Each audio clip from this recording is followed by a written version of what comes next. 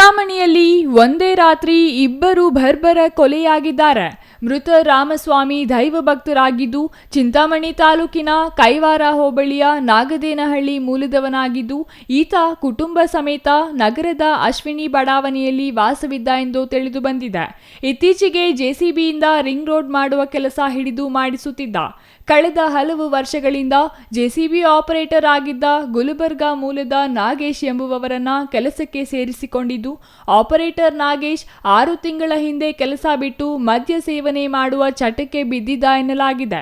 ಗುರುವಾರ ಕೆಲಸಕ್ಕೆ ಬರುವುದಾಗಿ ಕೊಲೆಯಾದ ರಾಮಸ್ವಾಮಿ ತಮ್ಮ ನಾಗಭೂಷಣ್ ಎಂಬುವವರಿಗೆ ಕರೆ ಮಾಡಿ ಆರೋಪಿಗೆ ಸರಿಯಾಗಿ ಕೆಲಸಕ್ಕೆ ಬಂದು ಕೆಲಸ ಮಾಡುವಂತೆ ಹೇಳಿದರು ಎನ್ನಲಾಗಿದೆ. ಗುರುವಾರ ರಾತ್ರಿ ಆಪರೇಟರ್ ನಾಗೇಶ್ ಕಂಠಪೂರ್ತಿ ಕುಡಿದು ಜೆಸಿಬಿ ಮಾಲೀಕ ರಾಮಸ್ವಾಮಿಗೆ ಆವಾಜ್ ಹಾಕಿದ್ದಾನೆ. ಬೆಳಿಗ್ಗೆ ಬಂದು ಮಾತನಾಡುವಂತೆ ಹೇಳಿ ರಾಮಸ್ವಾಮಿ ಹೊರಟು ಹೋಗಿದ್ದಾನೆ. ಜೆಸಿಬಿ ಮಾಲೀಕ ರಾಮಸ್ವಾಮಿ ನಗರಕ್ಕೆ ತೆರಳಿ ಮನೆಗೆ ವಾಪಸ್ ಬರುವಾಗ ದಾರಿ ಮಧ್ಯೆ ಹೊಂಚು ಹಾಕಿದ್ದ ಆಪರೇಟರ್ ನಾಗೇಶ್ ಮಚ್ಚಿನಿಂದ ಜೆಸಿಬಿ ಮಾಲೀಕ ರಾಮಸ್ವಾಮಿಗೆ ಕೊಚ್ಚಿ ಕೊಲೆ ಮಾಡಿ ಪರಾರಿಯಾಗಿದ್ದಾನೆ ಎಂದು ಪೊಲೀಸರು ತಿಳಿಸಿದ್ದಾರೆ. ಪೊಲೀಸರು ಹೆಚ್ಚಿನ ತನಿಖೆ ನಡೆಸಿ ಕೊಲೆಗಡುಕರ ವಿರುದ್ಧ ಕಾನೂನು ಕ್ರಮ ಜರುಗಿಸಬೇಕೆಂದು ಕೊಲೆಯಾದ ರಾಮಸ್ವಾಮಿ ತಮ್ಮ ನಾಗಭೂಷಣ್ ಕೋರಿದ್ದಾರೆ. ಕೊಲೆಯಾದ ವಿಚಾರ ತಿಳಿದು ಸ್ಥಳಕ್ಕೆ ಜಿಲ್ಲಾ ರಕ್ಷಣಾಧಿಕಾರಿ ಕುಶಾಲ್ ಚೌಕ್ಸೆ, ಡಿವೈಎಸ್ಪಿ ಮುರಳೀಧರ್ ಭೇಟಿ ನೀಡಿ ಪರಿಶೀಲಿಸಿದ್ದಾರೆ. ಈ ಸಂಬಂಧ ನಗರ ಪೊಲೀಸ್ ಠಾಣೆಯಲ್ಲಿ ಪ್ರಕರಣ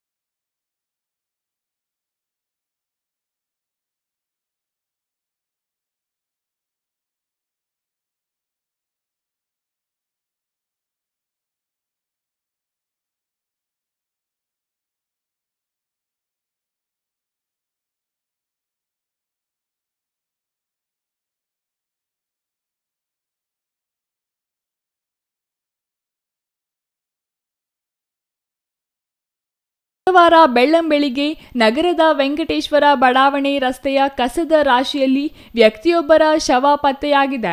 ಮೃತ ವ್ಯಕ್ತಿ ಶರೀರ, ತಲೆ ಭಾಗಗಳನ್ನು ನಾಯಿಗಳು ಎಳೆದಾಡುತ್ತಿರುವುದನ್ನು ಕಂಡು ಸ್ಥಳೀಯರು ಪೊಲೀಸರಿಗೆ ಮಾಹಿತಿ ತಿಳಿಸಿದ್ದಾರೆ.